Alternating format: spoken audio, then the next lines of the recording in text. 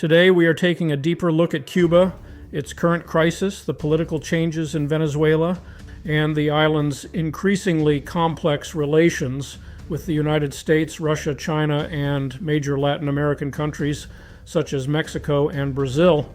Cuba remains one of the last communist states outside Asia and has been governed by the Communist Party since the 1959 revolution led by Fidel Castro.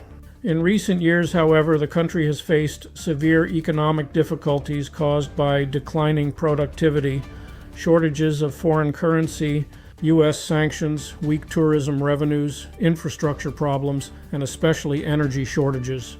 The situation worsened dramatically after the collapse of Venezuela's support system. For many years, Venezuela, under Hugo Chavez and later Nicolas Maduro, supplied Cuba with subsidized oil in exchange for Cuban intelligence, medical, and security assistance. This alliance became one of the foundations of Cuba's survival after the fall of the Soviet Union. That arrangement began to unravel after major political upheaval in Venezuela.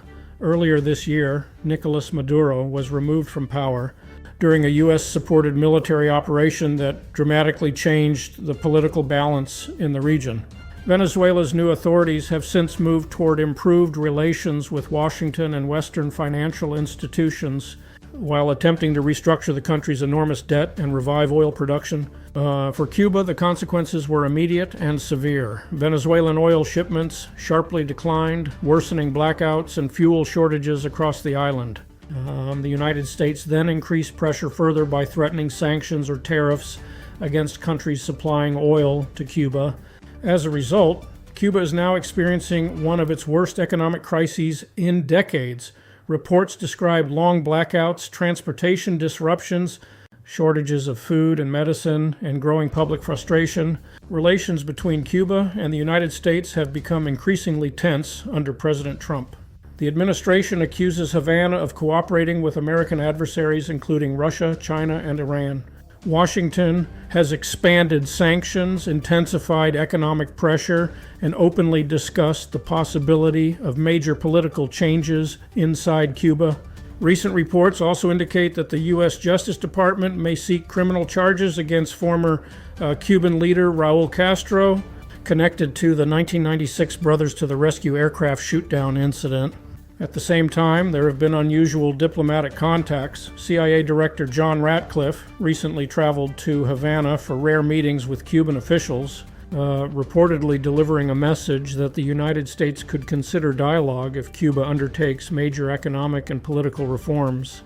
Cuba's relationship with Russia remains strategically important, but increasingly complicated. Since the Cold War, Moscow has viewed Cuba as a valuable geopolitical partner near the United States. Russia maintains intelligence and military cooperation with Havana, and American officials frequently point to Russian intelligence facilities in Cuba as security concerns. However, Russia's ability to provide large-scale economic support appears more limited than during the Soviet era. Moscow has supplied some oil and diplomatic backing, but analysts suggest Russia may not be able or willing to fully rescue Cuba's struggling economy. China has also become increasingly important to Cuba. Beijing sees Cuba as both a symbolic political partner and a strategic foothold in the Western Hemisphere. China has expanded trade, infrastructure investment, telecommunications cooperation, and diplomatic coordination with Havana. Still, China has generally acted more cautiously than Russia. Chinese officials continue expressing support for Cuba, but Beijing also wants stable relations with the United States and may avoid direct confrontation over the island. In Latin America, Cuba's traditional alliances have weakened compared with earlier decades.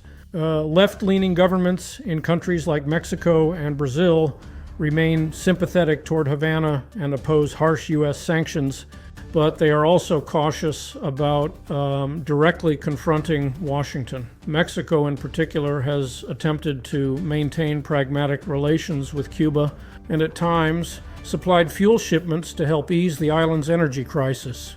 However, new American measures threatening tariffs on countries supplying oil to Cuba have complicated that relationship. Brazil's position has also evolved over time depending on political leadership. Some Brazilian administrations emphasized closer ties with Cuba and regional independence from Washington, while others aligned more closely with American policy. Today, Brazil generally supports diplomacy and regional stability while avoiding direct involvement in the growing U.S.-Cuba confrontation. Across Latin America, many governments remain concerned that escalating pressure on Cuba could produce humanitarian problems, migration crises, or regional instability. At the same time, few countries appear willing to openly challenge the United States in the current geopolitical climate. Cuba, therefore, finds itself in an increasingly difficult position. Economically weakened, diplomatically isolated, and caught between major global powers during a period of rising international tension, the future of the island may depend on whether Havana can successfully balance relations with powers such as Russia and China, while also finding some form of accommodation with the United States and neighboring Latin American countries.